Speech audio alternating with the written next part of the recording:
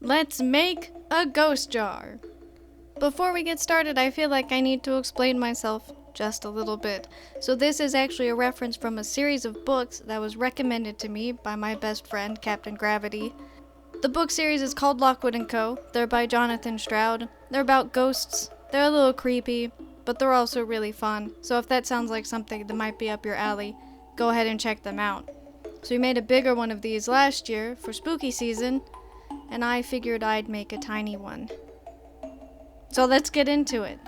We're going to start off by gathering our supplies. This one's pretty simple. You just need some E600, some glitter, some glycerin, a small jar, a skull, obviously, and a hot glue gun.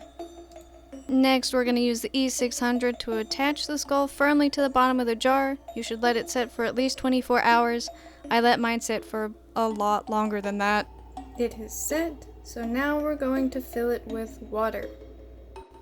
I just made sure to add enough that the skull was covered at least, but you could add a bit more if you wanted to.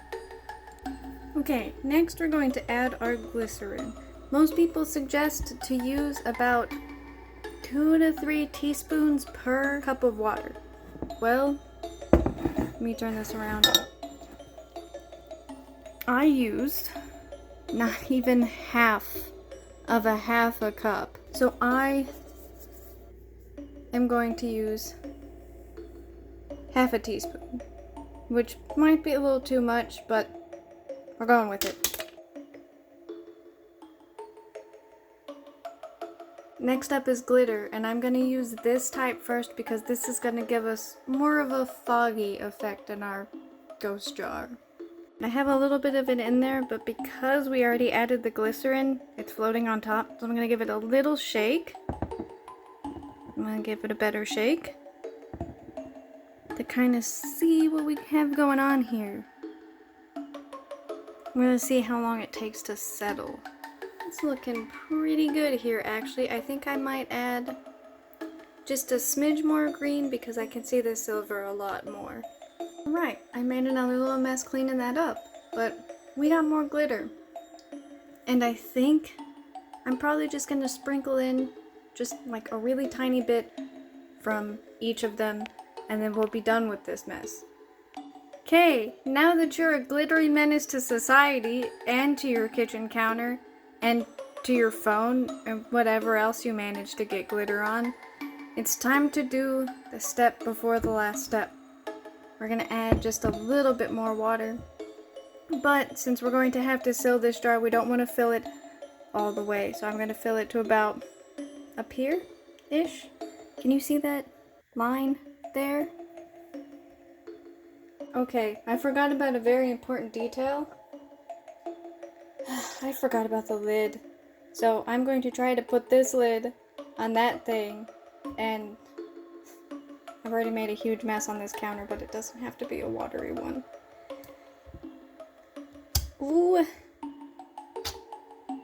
Yeah, that's exactly what I thought was gonna happen. Don't be like me. Remember, you still have to put the lid on this afterwards. This is it, everybody. This is the last step.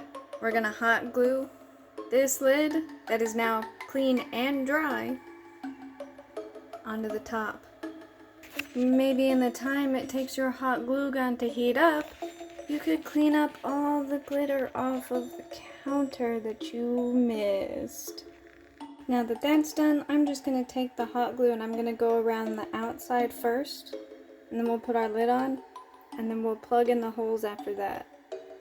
Looking good. Our lid is on with the first round of hot glue, and I'm going to go back. That's hard to see, isn't it?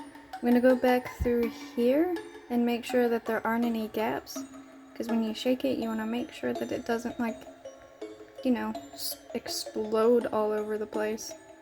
I went around the top once, and I'll probably do it again just to make sure I didn't miss anything. It is time. Let's give it a shake.